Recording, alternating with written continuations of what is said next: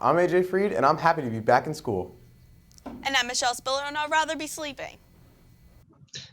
Hi, I'm Jake Winkleman, and I've got this week's Around Campus. Hi, I'm Sean McClellan, and I've got This Week in Mepham Sports. I'm Ava Scheffler with your weekend forecast. These are the BMB morning announcements for Friday, January 22nd, 2021.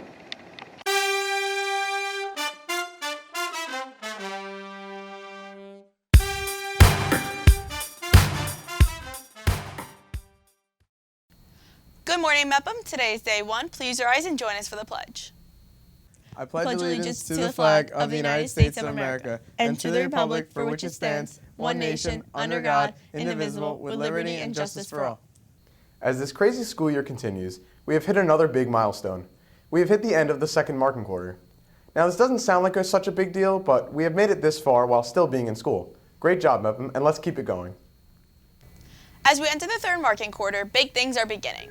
One important event is the Skull and Bones Spring Musical. Skull and Bones program is having auditions for their musical, The Theory of Relativity. Reach out to Ms. Demetrio with any questions.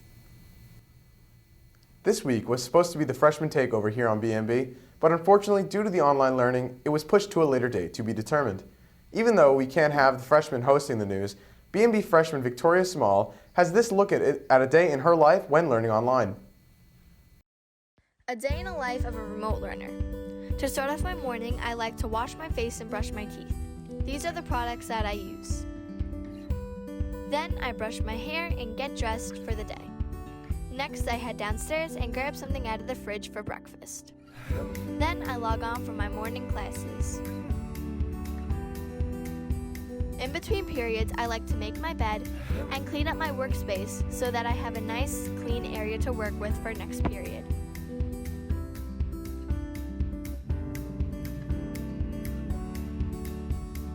Then it's time for lunch. I love getting Chipotle. During class, I make sure that I take notes and pay attention. In between breaks, I also like to watch TV. At the end of the day, I make sure to complete all of my homework. Then I end my night by watching Grey's Anatomy. Nice job, Victoria. I don't know about you, AJ, but after seeing that, I can't wait to see what the rest of the freshmen can do in their takeover next week. As the weeks of remote days come on, our very own Jake Winkleman sat down with our superintendent, Mr. DeTommaso, to talk about why we are remote and what will lead to future remote days.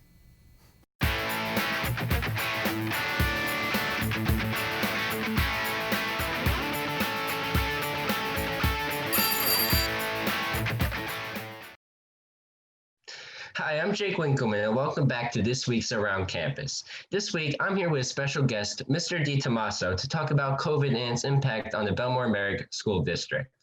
So welcome back to Around Campus, Mr. DeTommaso. Yeah, thanks, Jake. Appreciate it. Unfortunately, us students are only going to school for 2 days this week, and I think some of us just want to know why are we remote? Yeah, so Jake, good question. Thank you. So over the last, number of weeks, and certainly from the beginning of the year, we spent 9 days hybrid before the district as one of the only districts, certainly that's moved back in high school district for certain, into a full in-person learning. And it's been, to date, knock on wood, very successful. Kids and staff have been safe. We do all the preparations and all the hard work. And for the most part, except for a couple of days, kids have been in school the entire time. We do build in these remote Wednesdays because we think it's important for the teachers to be able to see the whole class, for kids to get a little break from wearing masks and being behind barriers. And it also allows the district and building administrative teams to deal with cases and the contact tracing that has to happen in order for us to open buildings. And how do you know these are the best decisions moving forward? It's very, very, very difficult. I wish I had all the answers. I think there are so many people in the nation's leadership and schools that wish they had all the answers. We certainly know that we need to keep kids and staff safe and as safe as possible. That's the main thing. And we look at what the data has been in the past, and we sort of move forward from there. It's the same thing I think we've done from the very beginning of the school year.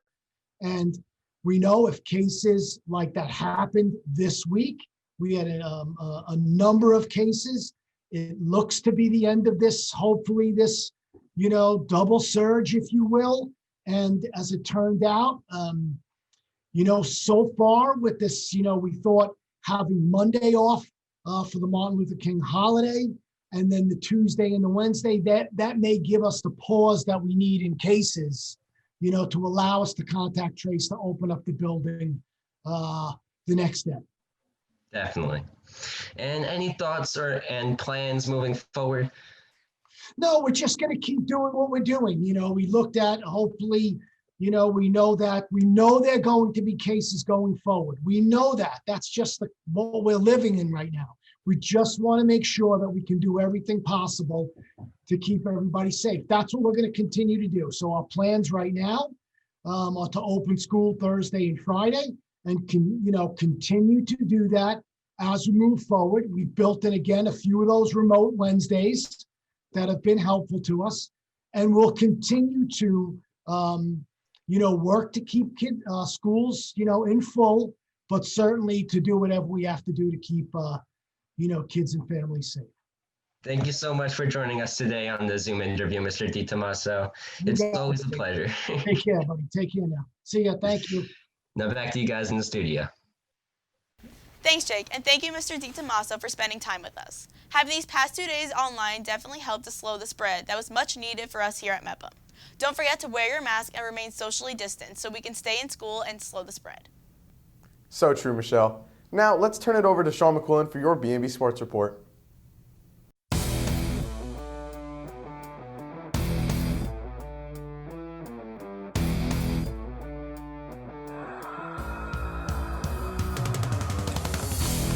It might have been a slow week in the classroom, but it's a big week on the field. The winter track team won its first virtual meet of the year last week, winning almost every race. Later today, they look to stay undefeated in their second virtual meet later this afternoon. In other news, the county executive is pushing for more winter sports to happen. New York is one of only 2 states in the country with no high school basketball. Let's hope that there are no cancellations and that we can have some more action in the winter sports season.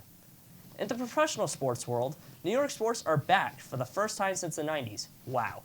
The Islanders and Rangers started off their seasons looking good out on the rink. Heading to the court, the Knicks look decent again. Shocking. And the Nets, well, let's just say they're doing more than fine right now.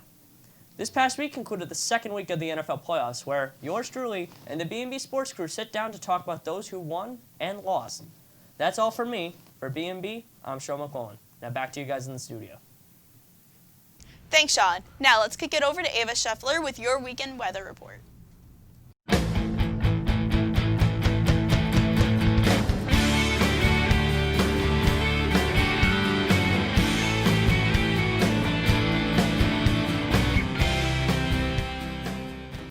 Good morning, Mepham. I'm Ava Scheffler cooking up a storm here with your weekend forecast. After a 3-day weekend and 2 days of remote learning, I am back. It feels like it's been forever, but here I am nonetheless with your weekend forecast. Today is going to be a pretty good day for mid-January with temperatures in the upper 40s dropping to the lower 20s later at night. Tomorrow is supposed to be a pretty windy day with lower temperatures than the rest of the weekend with 30s dropping to the 20s at night, and Sunday is supposed to be much like Friday with temperatures in the upper 30s dropping to the upper 20s later at night. I hope you all have an amazing weekend, and I will see you next time on the Weather Mepham. Thanks, Ava. Now for today's quote of the day. Help the life of one person and you can help the community. These have been the BMB morning announcements for Friday, January 22nd. Have a great day, Mepham. Yeah, that was so awesome.